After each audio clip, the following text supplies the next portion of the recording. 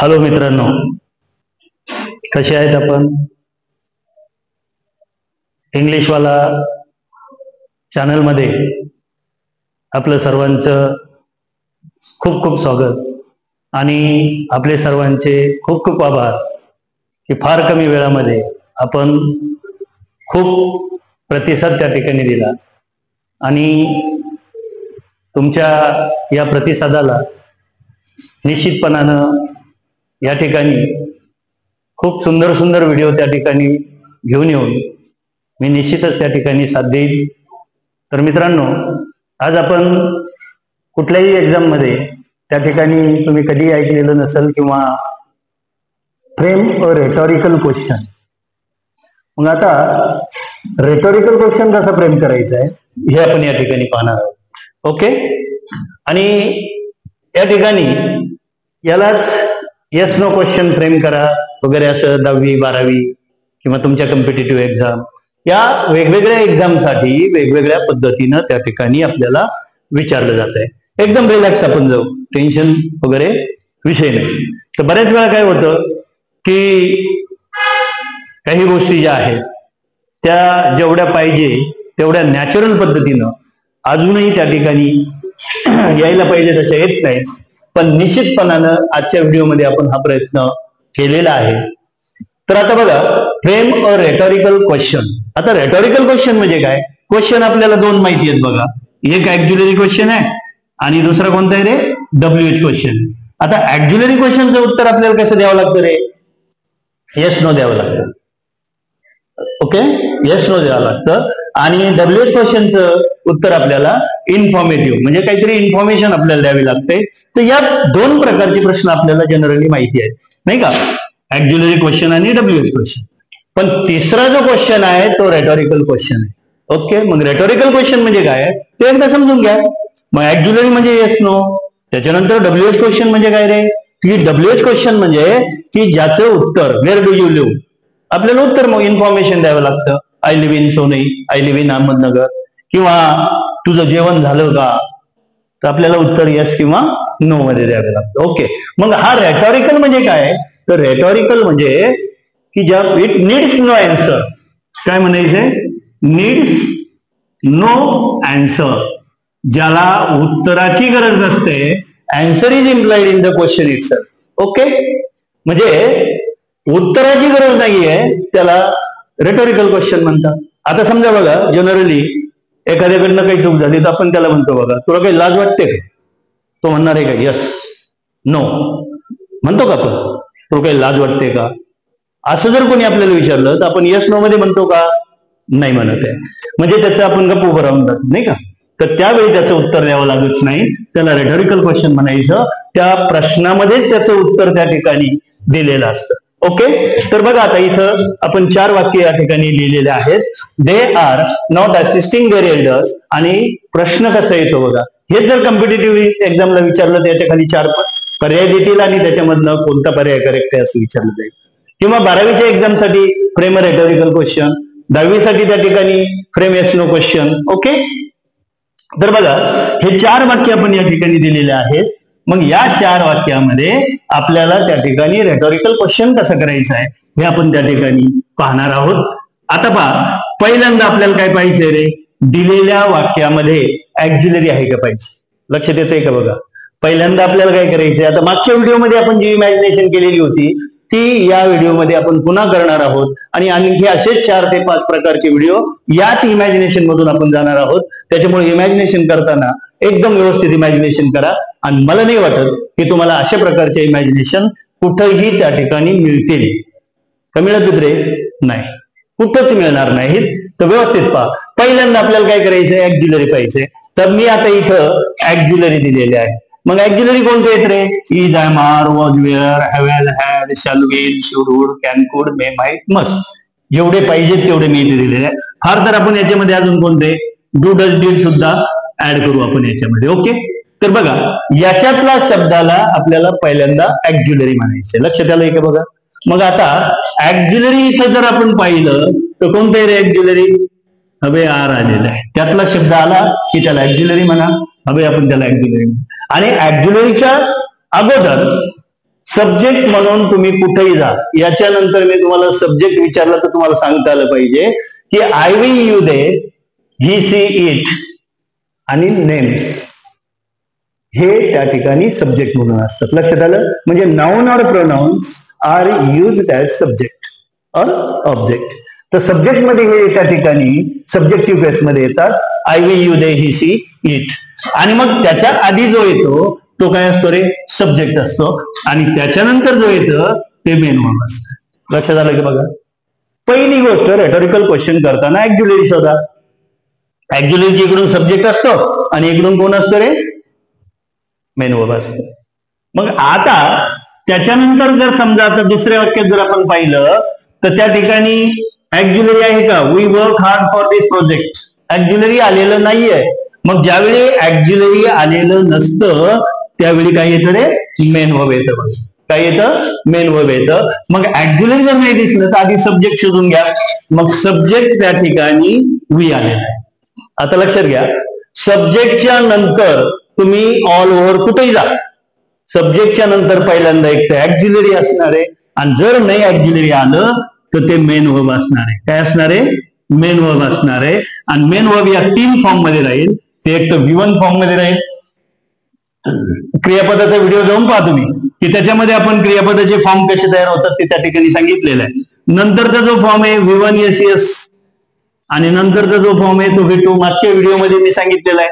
आता इथं V1 आहे, इथं V1 आहे, फक्त याला इथं एस किंवा एस लागतं. आणि इथं V2 म्हणजे काय रे? V2 म्हणजे काय? तर V1 plus V1 is equal to V2. समजलं का? बघा, 2 V1 जर एकत्र आले तर त्या 2 V1चं त्या ठिकाणी काय होतं? एकत्र येऊन V2 होतं. मग आता इथं जरी मग प्रत्येक ठिकाणी काय झालेलं आहे? इथं फक्त सिंगल V1 आहे, इथं त्या V1 ला फक्त SES लागलेला फॉर्म आहे आणि इथं 2 V1 एकत्र आलेले आहेत म्हणजे V2 झाले.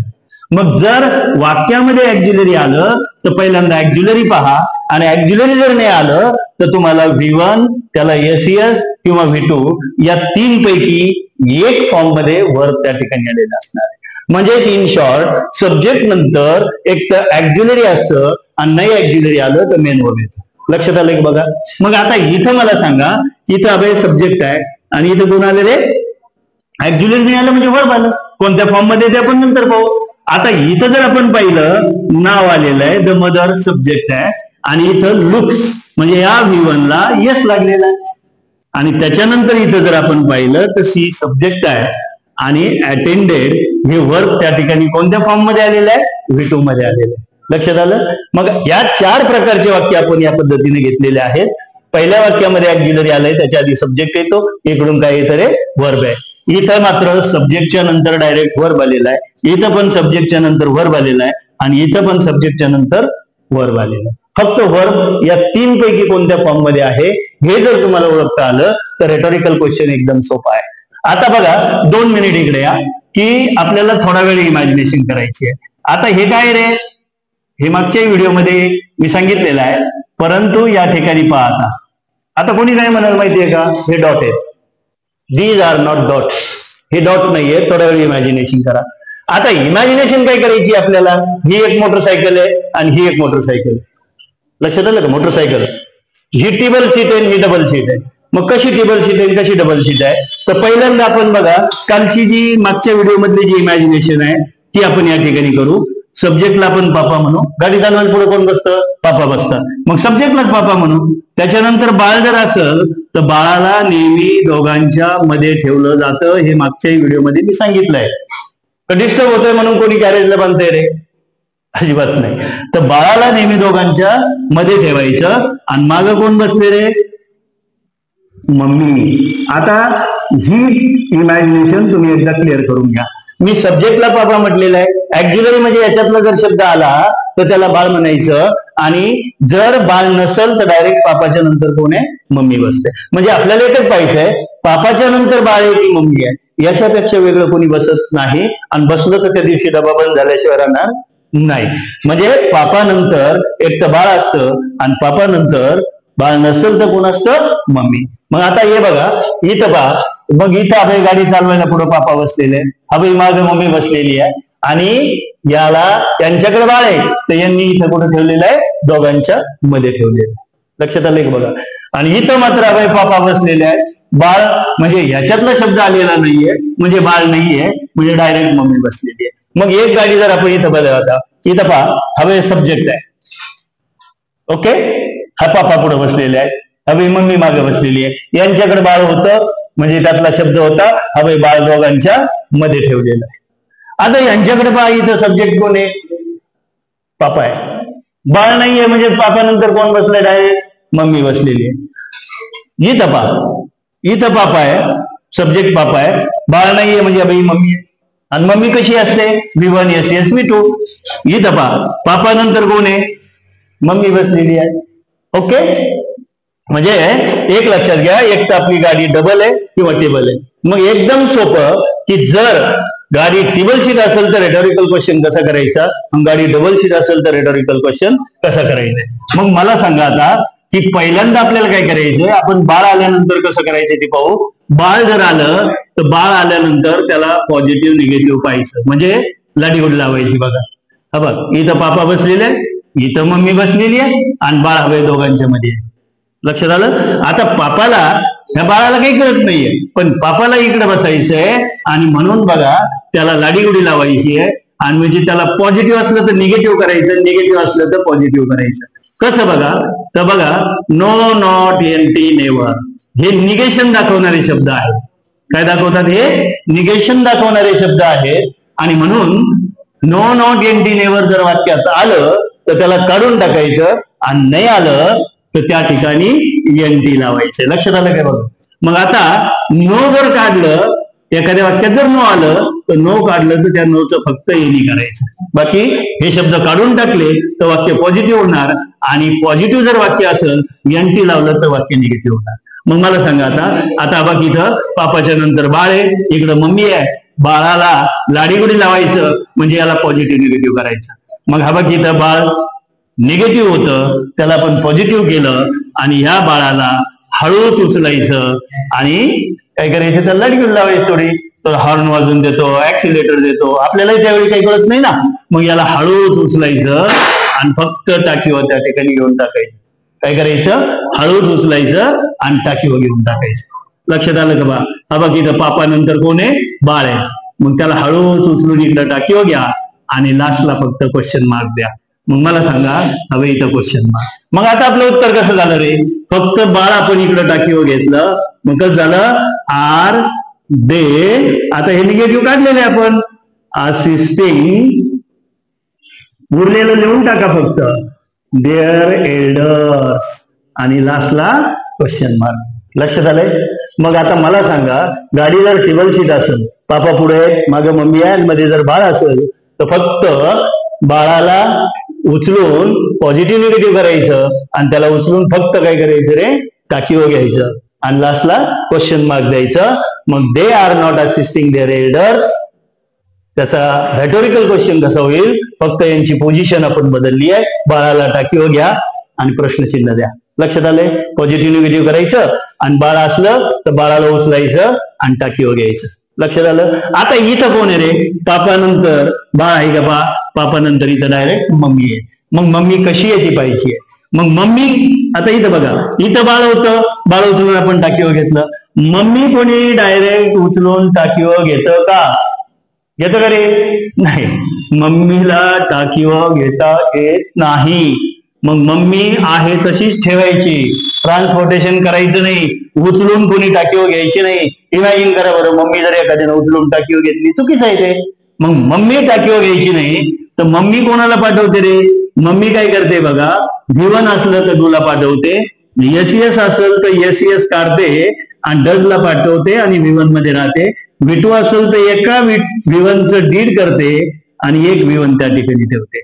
म्हणजे इथं डू, डज आणि डीड म्हणजेच मेन वर्ब जर आलं तर आपण त्या ठिकाणी मागच्या व्हिडिओमध्ये सुद्धा आपण डू, डज, डीडला D3 म्हटलेलं आहे. काय म्हटलेलं आहे? D3.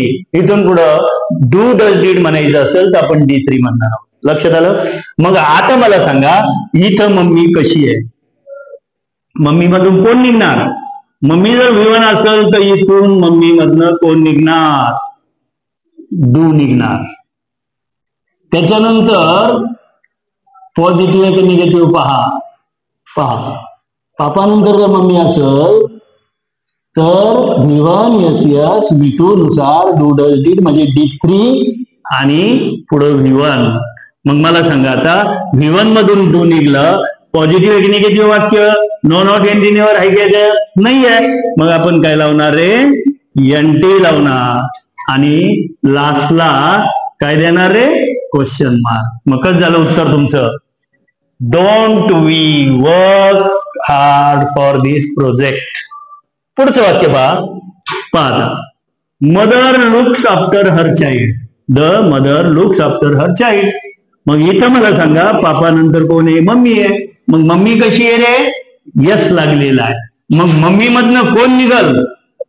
मग इथनं बाळ नाहीये, मम्मी टाकीवर घेता येत नाही, म्हणून ह्या यसला यस इकडे काय होतं रे? डज होतं. आणि म्हणून पॉझिटिव्हचं इकडे आपल्याला काय करायचं? निगेटिव्ह करायचं आणि लास्टला काय द्यायचं रे? क्वेश्चन मार्क द्यायचं. समजलंय का? बघा आता तिसरं वाक्य पहा. इथं कोण आलेलं आहे रे? मम्मी आहे. आता कोणी म्हणाल मम्मी किती कम्मन आहे, बा पप्पा एवढाच आहे, असू द्या, त्यानं काही फरक पडत नाहीये. मम्मी बघा, मम्मी कशी आहे? इथं V2 आहे. मग मम्मी V2 आहे म्हटल्यानंतर कोणाला पाठवणार आहे? D3 मधलं. तर मम्मी टाकीवर कोणाला पाठवणार आहे? V1 असलं तर याच्यातून डू निघून येतं, SES असलं तर SES निघून डज येतं, आणि V2 असेल तर V1 करून डीड येतं. मग याचं पहिलं V1 करा. जनरली बऱ्याच जणांकडून काय चूक होते? डज आपण बरोबर इकडे घेतो पण ES निघत नाहीये, डीड आपण घेतो पण ED करायचं राहून जातं. तर तसं करायचं नाहीये. आधी त्याचा जाळ करा आणि मग त्याला या ठिकाणी टाकीवर मम्मी कोणाला पाठवते? डीड. आता राहिला प्रश्न त्याला पॉझिटिव्ह निगेटिव्ह करायचा. आता इथे हे कसं आहे रे? निगेटिव्ह आहे. मग आपल्याला त्याचं पॉझिटिव्ह करायचं म्हणजे याला काढून टाकायचं आणि त्याला डीडला टाकीवर घेतलं. Did she attend the class आणि लास्टला काय द्यायचं? क्वेश्चन मार्क द्यायचं. लक्षात आलंय का? बघा मग शॉर्ट मध्ये काय जाणार ठेवा. आता चिडमिड जरी झाली तर मागच्या व्हिडिओ मध्ये मी सांगितलंय आपण केलेला काल आहे, आपल्याला टेस्टी लागणार आहे. व्यवस्थित व्हिडिओ पहा. ह्याच्यानंतर रेटॉरिकल मध्ये तुम्हाला निश्चित अडचण येणार नाही याची मी गॅरंटी देतो. काही करू नका. पहिल्यांदा सब्जेक्ट पहा, नाही जमलं तर पहिल्यांदा ऍक्झिलरी पहा. ऍक्झिलरीला आपण बाळ म्हटलेलं आहे. मग बाळ जर आलं तर बाळाला लाडीगुडी लावा. म्हणजे पॉझिटिव्ह असलं तर निगेटिव्ह करा आणि निगेटिव्ह असलं तर पॉझिटिव्ह करा आणि उचलून त्याला कुठे घ्या? टाकीवर घ्या. आणि मम्मी जर आली तर मम्मी टाकीवर घेता येत नाही, म्हणून मम्मी या ठिकाणी V1 असेल तर तिच्यामधनं डू येतं, SES असलं तर डज येतं आणि V2 असलं तर डीड येतं. म्हणजे शॉर्ट मध्ये बाळ जर आलं तर बाळाला उचलून टाकीवर घेता येतं, मम्मीला घेता येत नाही. मग मम्मी त्या ठिकाणी पर्याय काय शोधते? चल बाबा मला टाकीवर जाता येत नाही, मी कोणाला पाठवते? डू डज डीडला पाठवते. मग V1 असेल तर ती डूला पाठवते, SES असेल तर SES काढून डजला पाठवते आणि V2 जर असेल तर ती V1 करून डीडला त्या ठिकाणी टाकीवर पाठवते. बघा आता एक वाक्य पहा. There was no space for breathing. Okay. आता असं वाक्य दिलं आणि कंसामध्ये तुम्हाला जर सांगितलं, काय सांगितलं रे? फ्रेम और रेटॉरिकल क्वेश्चन. तर पहिल्यांदा पहा. आता इथं अभय कोण आहे? बाळ आहे. इथं कोण आहे? बाळ आहे. मग बाळाला लाडीउडी लावायचं. मग निगेटिव्ह आहे, पॉझिटिव्ह करणार. पण इथं मी तुम्हाला काय सांगितलंय? नो जर काढलं तर त्याचं आपल्याला काय करायचं रे?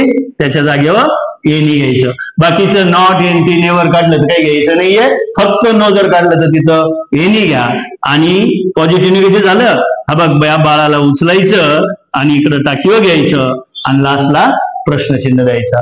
त्याच्यानंतर कुठेही तुम्हाला रेटॉरिकल क्वेश्चन करा असं जर सांगितलं तर रेटॉरिकलचा अर्थ आहे नीड्स नो आन्सर, उत्तराची गरज नसते. आणि मग पहिल्यांदा आपल्याला काय करायचं की जर समजा तुमच्या वाक्यामध्ये बाळ असेल तर बाळाला पॉझिटिव्ह निगेटिव्ह करायचं आणि टाकीवर घ्यायचं आणि मम्मी जर आली तर D3 V1 करायचं, टाकीवर घ्यायचं, पॉझिटिव्ह निगेटिव्ह करायचं आणि लास्टला क्वेश्चन मार्क द्यायचा आहे. लक्षात आलंय की सगळ्यांच्या? बघा कोणाला जर काही अडचण या ठिकाणी असेल तर निश्चितपणानं कमेंटमध्ये सांगा. त्या ठिकाणी निश्चितपणानं तुम्हाला त्याच्यावर वेगवेगळ्या प्रकारच्या व्हिडिओच्या माध्यमातून तुमच्यापर्यंत त्या ठिकाणी निश्चितपणाने मी पोहोचल. पुन्हा एकदा आपण सर्वांनी कमी वेळामध्ये खूप भरभरून या ठिकाणी या चॅनलला साथ दिलेली आहे, सहकार्य केलेलं आहे आणि अल्पावधीतच 1K पुढे आपण त्या ठिकाणी सबस्क्रायबर्स गेले तर व्हिडिओ त्या ठिकाणी व्यवस्थित पास झाला आणि लवकरच आपण आता 12वीच्या 10वीच्या एक्झामसाठी एक वेगवेगळ्या प्रकारचं संपूर्ण ग्रामर, कशा पद्धतीने आलेलं ग्रामर टॅकल करायचं याच्यावरही त्या ठिकाणी व्हिडिओ त्या ठिकाणी 12वीच्या एक्झामच्या दृष्टीनं सगळ्या महत्वाच्या गोष्टी, 10वीच्या एक्झामच्या दृष्टीनं सगळ्या महत्वाच्या गोष्टी त्या ठिकाणी घेऊन येत आहोत. असंच सहकार्य या ठिकाणी असू द्या. धन्यवाद. बाय. थँक्यू.